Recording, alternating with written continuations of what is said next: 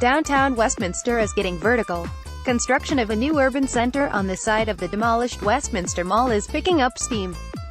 The first business, the third Denver area location of the trendy Alamo Drafthouse Cinema Theater restaurant chain, should open by the end of the year, city officials say. Work is also underway on a pair of apartment buildings near the JC Penney store and public parking garage that sit northwest of West 88th Avenue and Sheridan Boulevard. For now, the store and parking garage are the only completed structures in downtown Westminster. But change will come soon. Crews in the waning weeks of December broke ground on the Eaton Street apartments. The 118-unit project, with 20,000 square feet of built-in retail, will wrap two sides of the parking garage. It's meant to serve as workforce housing, city officials said, and will be reserved for residents making between 30% and 60% of the area median income.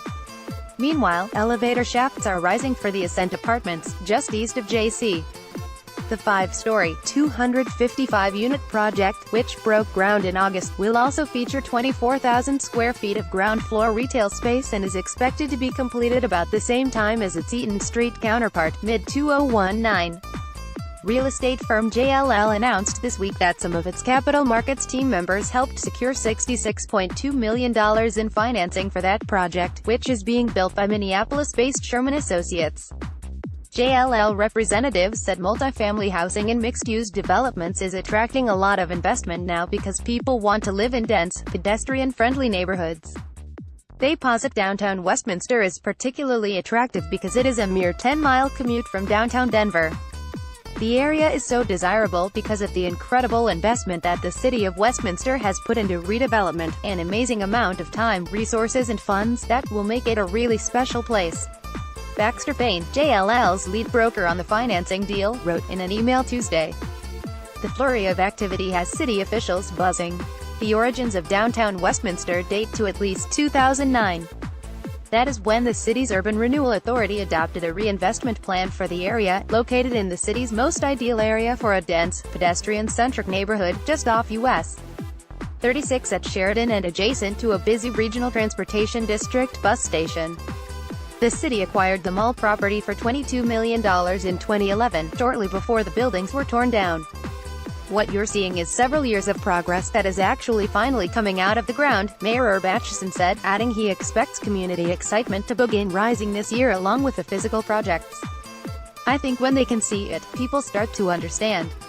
In total, the city owns 100 acres in the area and can sell parcels and administratively approve projects that meet its planning criteria, leading to speedy development, city officials say.